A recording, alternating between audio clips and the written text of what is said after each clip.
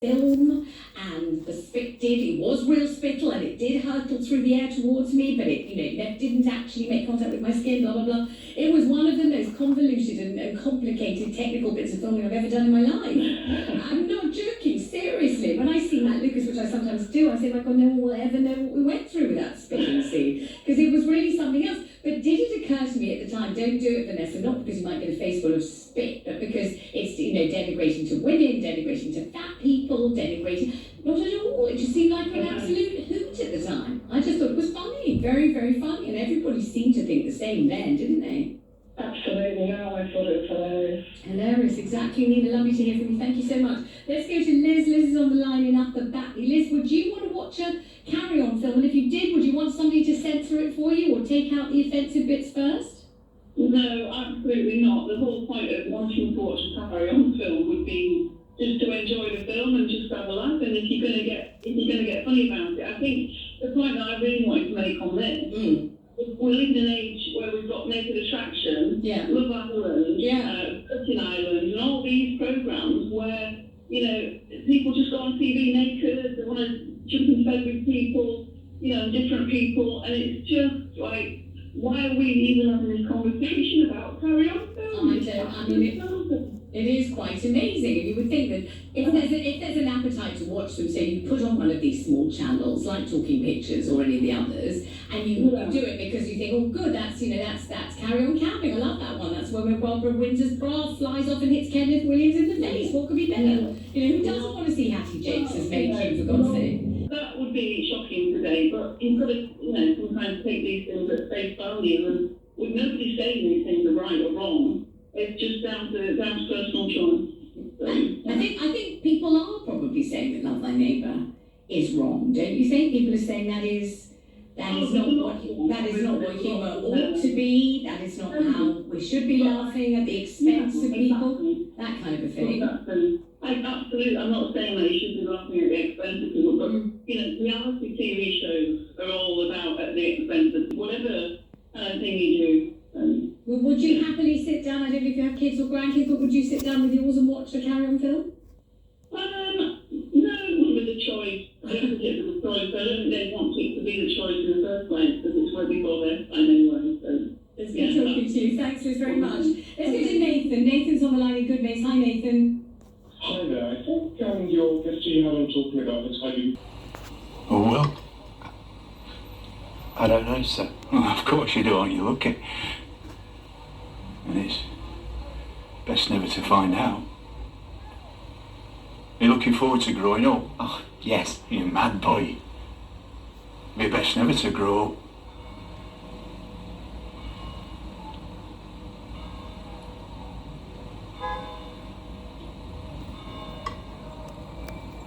Five o'clock.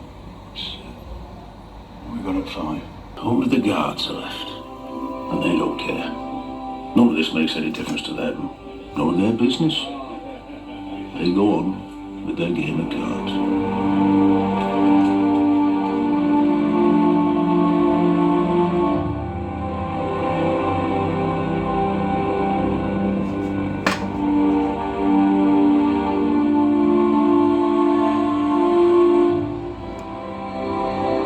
Chorus was Jonathan Keeble, Creon, Sean Bean, Antigone, Rosie McEwen, and Ismene, Laura Lopez Holden. Heyman and the Messenger was Joseph Eyre, the Nurse, Maureen Beattie, and Jonas, Owen Whitelaw.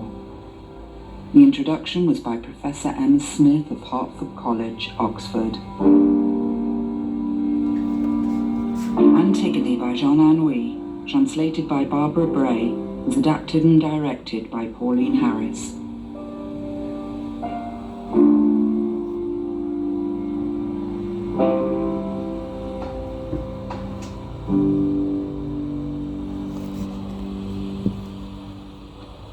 Antigone was a BBC Studios audio production. This is Radio 4. Kerry Mulligan is on Weekend Woman's Hour in a moment. Shoots Izzard getting involved in the rough stuff at that particular moment as it comes over to this near touchline, and then Stapleton there manages to grab his opposite number, George Timmins. He just had to go and reel around to bring us a lovely back backdoor pass, and then in from McConaughey, back into the path of Schroeder, who flicked it out to him. But Gonzalez is one possession back with a turnover for Saracens, and they're just calming it down somewhat. Fergus Burke is trying to sort this out, want to form a little pod. They do so. Ben Earl goes in to secure possession. A little bit of clear up, but they're holding on to the ball. Are Saracens, and the referee has pinged them as a consequence. 36-12 their lead, but Bath have a penalty just outside the 22. It's really good work from Bath. If they've not given in, they've continued to power forward, even when the scoreboard has been going against them. And Saracens, the game may be done, but they need to make sure that they keep the composure for these last 10 minutes or so, because, as I said, it looks like the results aren't going in their favour at the moment, but they're going to want to finish on a high. They're going to want to make sure that they send this crowd home into the off-season happy and excited again for the new season. Plenty of time still to go as well, and I think, well, what I'm really excited about here after this Bath penalty is working out what position Stewart has actually come onto the field in. That's a very, very good question, because I still don't know. 6 points to 12 as Saracens, but there's more. Has got a little bit of go forward at this moment in time. I wouldn't surprise me if Stewart had the ball under his arm at this moment in time, really. You know, he's a second hooker, surrogate hooker in that maul. He's been shoved there. They're all being shoved forward. In fact, it is going to be Tuipulotu, I think, has got the ball tucked under his arm. Stewart tries to go in and secure possession. I think Gonzalez has nicked it as it's for Saracens. The referee is there, and the arm goes out, and it will be Saracens' possession. So good work at the maul time for Saracens just outside their try line. Great work from Saracens. Oh, they certainly are, and they've just turned a Harlequins ball over, and they've got a line out at the moment, 5 metres from the Harlequins try line. They still lead by 45 points to 26, but every time they touch the ball you think there's a try coming. There could be one coming here for them. No, it's great defence from Harlequins, but really now it's going to need something of a miracle from Harlequins to turn this one around for Saracens, and still Bristol lead by 45 points to 26, and we've got 12 minutes left to play. John Stewart's gone in at number 8 in this this scrum, so maybe he's just going to play various positions, but he's playing number 8 at the moment. The scrum for Saracens, the ball is picked up at the base of it. It's very scruffy, and they've had to ping it in. If they're being honest, for a good 55 minutes after that, but they've not given in. They've come back, and they've now got the last 2 scores, and they're only 1 away from a try bonus point, and that would be a really, really big moment for a really young side. It obviously doesn't matter, they're going to finish top table anyway, but for these youngsters to show they can come to a place like Sarries against a full-strength Sarries team and really test them is going to bode really well for the future. And for people like Tuipulotu and for Tyler Fire to get Premiership tries, to get, you know, to start making your mark, even in a game like this, an end of season game that will end up being fairly fruitless. Fergus Burke to Shagan, but Bath's defence recovered, somewhat scrambled back, and Saracens who lead 36-26, and that is possession turned over. The referee's given a knock on, and that will be Bath possession with a scrum outside their 22. We'll go to Ashton Gate, Mark Church. Yeah, another try for Bristol, and it's for the man with probably the greatest haircut in rugby, well, definitely in Premiership rugby, Bernhard Svensson van Rensburg, and just used his power and pace and went straight through the middle of the Harlequins defence. So the 50 is up now for Bristol. We've got 7 minutes left to play. I'm afraid Harlequins are going to do Sarries a favour this afternoon. It's Bristol. Anywhere, Gloucester are leading Northampton still. Sale ahead at Sandy Park against Exeter. Saracens winning here by 36 points to 26, and there's 25 seconds of the season to go, Harry. The fans know it. People are making their way towards maybe the exits, or certainly they're going to make their way towards getting an end-of-game libation.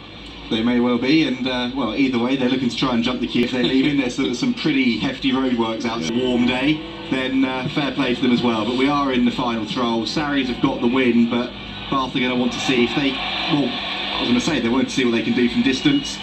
Absolute clanger at the back there from Jack Woods, and that is the end of the game. Sarries have got the job done, but it's not going to be enough to reach that. 36, Bath Rugby 26. BBC Radio London. The home of London football.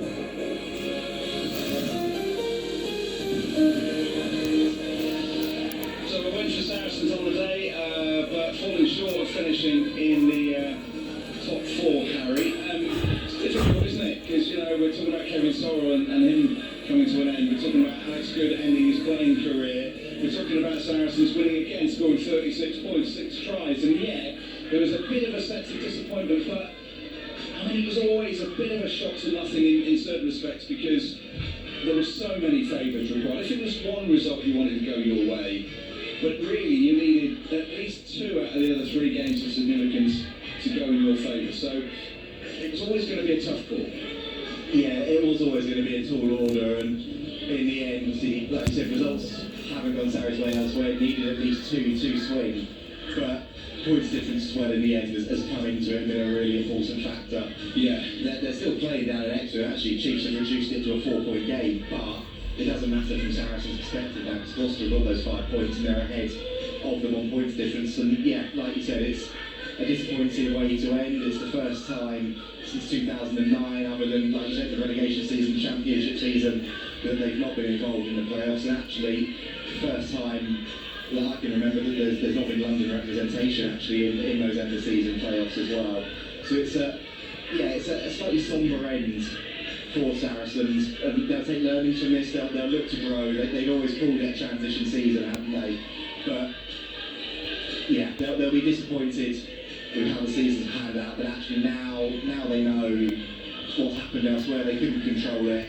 In reality, I think the rest of the evening now, like you said, will be a celebration for Alex Good, for Kevin Sorrell, 2 people that have been the heartbeat of this club for so long, and an opportunity for them to say thank you to the fans, the players to say thank you to them for what they've given to their club as well. And by the time they've had a few drinks together this evening and enjoyed the memories, the disappointment will be there, but they'll be surrounded by their mates, and that's the best way to get through it. I mean, you know Mark McCall.